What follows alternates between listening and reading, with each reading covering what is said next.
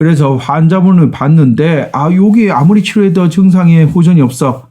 그러면 여러분들 안쪽으로 들어가셔갖고 오해왕근에 대해서 꼭 한번 생각해 주셔야 됩니다.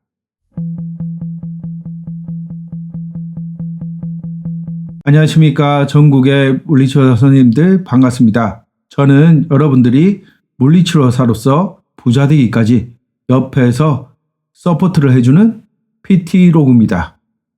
물리치료사의 일상을 기록하고 마인드셋에서부터 디벨롭까지 저희가 책임지겠습니다.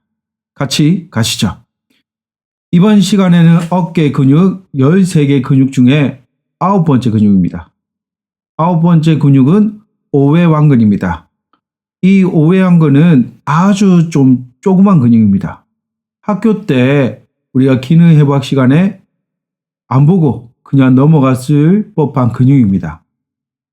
그러면 우리 근육에 대해서 심도 있게 알아봐야겠죠? 그 근육에 대해서 한번 알아보도록 하겠습니다. 오해왕근의 중요점은 TP보다는요, NEP가 훨씬 중요합니다. TTP나 NEP, TP보다는 NEP가 제일 중요한 근육 중에 하나다. 우리 트리거 포인트 쪽으로는 전방 삼각근 부위에 통증을 일으킬 수 있다 하지만 임상적으로 봤을 때는 전방 삼각근보다는 앞쪽에 아래팔 쪽에 통증을 일으킬 수 있습니다. 또 아래팔 중에 아래팔 외측 쪽에 통증을 느끼고 이상 감각을 느낄 수 있습니다. 약간 저리는 듯한 느낌도 생길 수 있습니다. 그러면 우리가 임상에서 이런 환자분들을 만났을 때 여러분들이 어떻게 치료하죠? 제가 만약에 임상이 있었다면 아마도 여기 통증이니까 맞아. 얘 문제는 상한 요골근의 문제야. 이렇게 생각했을 겁니다. 그리고 열심히 전기치료하거나 매뉴얼을 했겠죠. 그런데 만약에 그때 계속 호전이 없다면 여러분들은 의심하셔야 될 근육이 뭐냐? 오해왕근을 의심하셔야 됩니다. 왜 오해왕근을 의심해야 되는지 풀어서 설명해 드리면 오해왕근은 근복을 뚫고 지나가는 신경이 있습니다. 이 신경이 바로 너무나 잘 아시는 금피신경입니다. 금피신경은 팔꿈치 급힌근을 지배를 많이 하죠. 상하이두근, 상한근 이런 애들을 지배합니다. 그리고 이 오해왕근을 뚫고 지나가기 때문에 얘가 만약에 압박이 돼서 문제를 일으킨다면 증상은 여기에서 나타나는 것보다는 밑에 쪽 피부 쪽에 나타날 가능성이 더 높다 이 말입니다.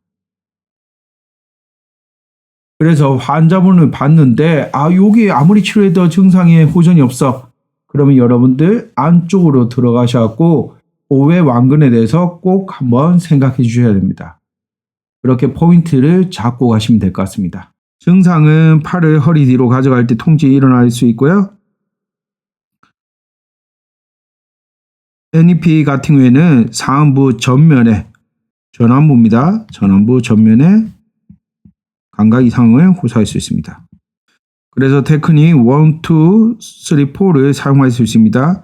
1, 2, 3, 4를 사용할 수 있는데 4 같은 경우에는 먼저 보시면 4는 삼각근과 오해왕근 사이를 갈라준다 생각하시면 됩니다. 우리가 실제적으로 오해왕근을 잡기가 쉽지가 않습니다. 좀 더 쉽게 잡는 방법을 한번 알려드리면 라테랄이 있고 메디알이 있잖아요. 라테랄하고 메디알 사이에 선을 딱 긋습니다. 그리고 앞쪽하고 뒤쪽 사이에 선을 긋습니다. 그리고 얘 선하고 얘 선, 중간 끈 선의 거의 2분의 1 부위가 오해왕근이라고 생각하시면 되고요. 오해왕근에서 에비덕션하고 익스터널 로테이션 했을 때 저항을 살짝 주시면 오해왕근을 촉지하기 쉽습니다. 그런데 여러분이 촉지를 했는데 계속 이렇게 만질 때마다 뭐가 이렇게 밑으로 내려가요. 그럼 여러분들은 신경을 건드렸다 생각하시면 됩니다. 그 신경을 피해서 오해왕근을 촉지하시면 되고요. 에비덕션 외전과 외전을 시켜놓은 상태에서 호리전털 어덕션 방향으로 수축을 시켰을 때 튀어나온 근육이 오해왕근입니다. 이렇게 랜드마크를 찾으시면 쉬우실 것 같습니다. 그래서 테크닉 1은 그 오해항근 부위에 핀서 그립을 사용해서 찝는 거고요. 2는 그 부위 트리거 포인터에 대해서 근결 방향으로 조금씩 왔다 갔다 한다 했죠. 3는 전체 근육을 쫙 밀어주시면 됩니다. 1, 2, 3, 4는 이렇게 계속 적으로 반복하시면 되고요. 테크닉 1을 적용할 때는 허혈성 압박이잖아요. 허혈성 압박하실 때는 30초에서 1분 정도 허혈성 압박하시고요. 그러면 30초 했다. 그러면 나머지 30초 때는 이 동작을 좀 만들어 주시는 게 좋습니다. 한마디로 그 부위를, 그 주변 부위를 서큘레이션 시켜갖고 원활하게 혈액순환이 돌 수 있도록 만들어 주시면 좋을 것 같습니다. 그러면 좀 더 힐링을 촉진시키는 데 도움이 될 수 있을 것 같습니다. 다음으로 볼 근육은 소흉근입니다. 소흉근은 여러분들 학교 때 많이 배웠죠. 소흉근 하면 떠오르는 게 뭐가 있죠? TOS를 떠올리시죠, 보통. 흉곽 출구 증후군이라고 하죠. 얘 증후군을 떠올릴 수 있습니다. 소흉근의 별명이 뭐냐? 소흉근의 별명은 신경혈관의 엔트래퍼다. 신경혈관을 압박할 수 있는 게 소흉근이다. 이런 얘기를 합니다. 그래서 소흉근에 대해서 자세히 알아보도록 하겠습니다. 우리가 기시 정지는 여기서 다 뺐습니다. 일단 프록시말, 디스탈 이렇게도 볼 수 있죠. 프록시말, 디스탈로 봤을 때 우리 립에 3번에서 5번 사이로 붙어 있습니다. 그리고 5회 돌기 코라코이드 프로세스에 붙어 있습니다. 그렇게 해서 밑에는 신경들이 지나갈 수 있는 거죠. 연관통은 전방 상하근 부위에 연관통이 있을 수 있고요. 팔꿈치 등으로 방사 가능합니다. 가슴과 팔에 통증이 일어날 수 있고요. TTP적으로 봤을 때는 오해돌기 부위에서 통증이 발생할 수 있습니다. 붙어 있는 데니까 기시나 정지에 항상 TTP가 생긴다. TTP는 움직일 때 통증이 일어난다 했죠. 가만히 있을 때는 NEP 통증이 일어나고 NEP 통증은 운동성 통증이 있고요. 감각성 통증이 있는 거죠.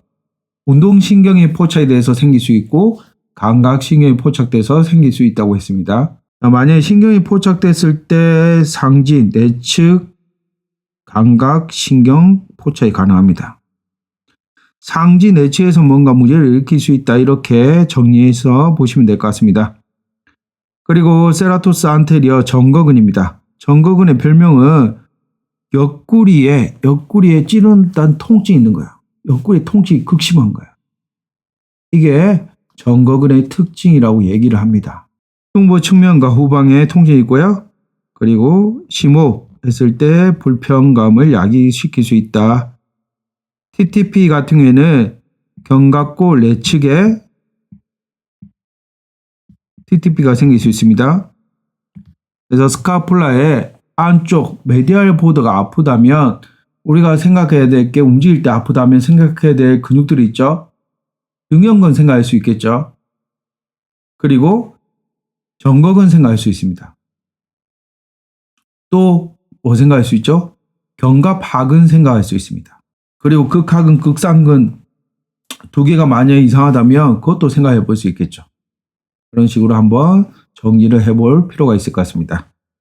그리고 신경포착 NEP 보시면 정거근이 장윤신경을 포착시키는 게 아니라 장윤신경 포착으로 인해서 정거근에 문제가 생긴다 이 말이죠. 여기서 하는 말은 그 얘기를 하는 겁니다. 그렇게 했을 때 우리가 롱소라식 너브 장윤신경 어디로 나온다 했습니까? 중간 목갈비근의 하단을 뚫고 나온다 했습니다. 중간 목갈비근에 문제가 생겼을 때 우리가 정거근에 허혈성 통증이 일어날 수 있다. 이렇게 참조해 주시면 될 것 같습니다. 자, 치료를 봤을 때는 스카폴라에서 접근할 수 있고요. 이 스카폴라에서 접근한 게 뭐가 있었습니까? 똑같이 견갑하근이 있었습니다. 견갑하근이 하듯이 접근할 수 있고요. 안쪽으로 손을 넣고 분리시켜주는 테크닉을 할 수 있습니다. 정거근하고 뭘 분리시켜주는 거죠, 지금?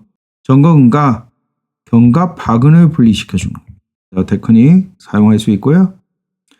테크닉은 빨리빨리 넘어가는 게 다음에 테크닉만 모아서 하기 때문에 빨리 넘어가도록 하겠습니다. 그래서 이론적 베이스를 먼저 보시면 좋으실 것 같고요. 그리고 다음에 능형근입니다.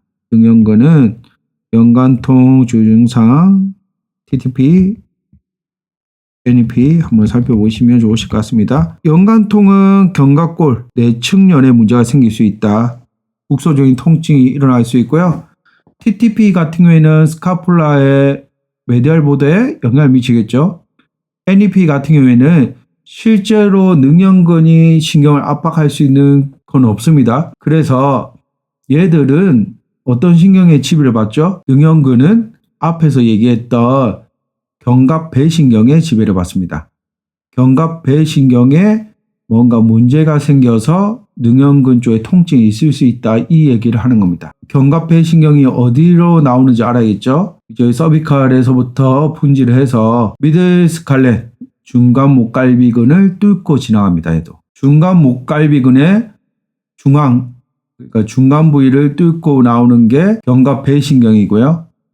밑쪽을 뚫고 나오는 게 장흉신경입니다. 이 두 가지 한번 정리해 보실 필요가 있습니다. 능형근은 실제로 신경을 압박하는 게 아니라 능형근에 문제를 일으킬 수 있는 것은 견갑배신경에서 문제가 일어나서 능형근에 영향을 끼친다. 여기서 NEP를 그런 식으로 표현을 해 놓은 겁니다. 자, 치료 방법 한번 살펴보실 필요 있고요. 테크닉 3 쓸 수 있고요. 1, 2 같은 경우에는 그 트리거 포인트, 능형근에 있는 트리거 포인트를 찾아서 해주시면 될 것 같습니다. 자, 이제 어깨의 13번째 근육입니다. 13번째 근육은 여러분들이 너무나 잘 아시는 중승모근과 하승모근입니다. 중승모근과 하승모근은 따로 분리해서 하기보다는 중승모근하고 하승모근을 같이 보도록 하겠습니다.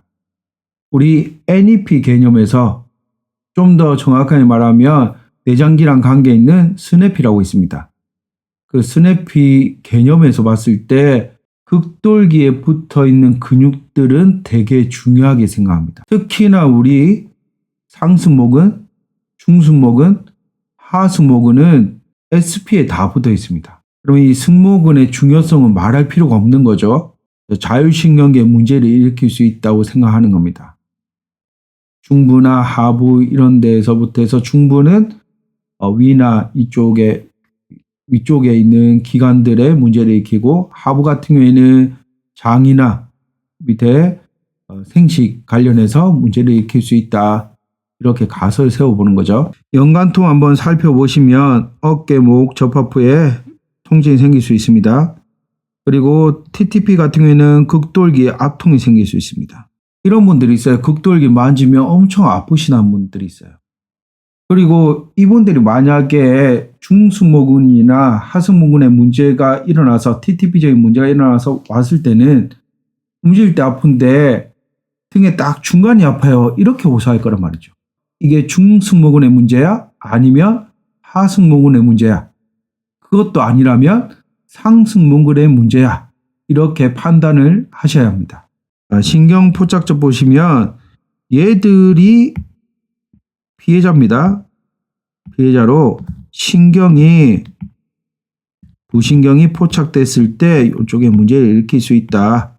이렇게 한번 정리가 가능할 것 같습니다.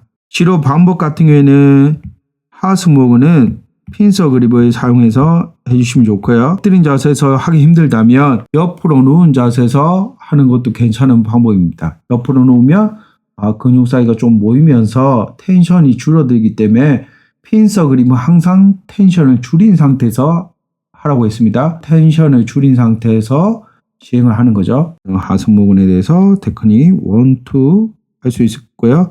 3 같은 경우에는 전체 하승모근, 중승모근을 끌어준다. 그리고 4 같은 경우에는 다른 근육과 분리를 해주는데 그 분리해줄 만한 근육을 이렇게 살펴보면 여기 있는 근육들하고 분리를 시켜줄 수 있겠죠. 외측면을 따라서 분리를 시켜주는 테크닉을 사용해 볼 수 있을 것 같습니다. 그래서 어깨 근육 1번부터 13번까지 처음에 상승모근부터 해서 마지막 13번 중승모근하고 하승모근까지 기나긴 여정을 했습니다. 여기에 대해서 모르시는 게 있다면 다시 빠르게 1번부터 13번까지 복습을 하셨으면 좋겠습니다.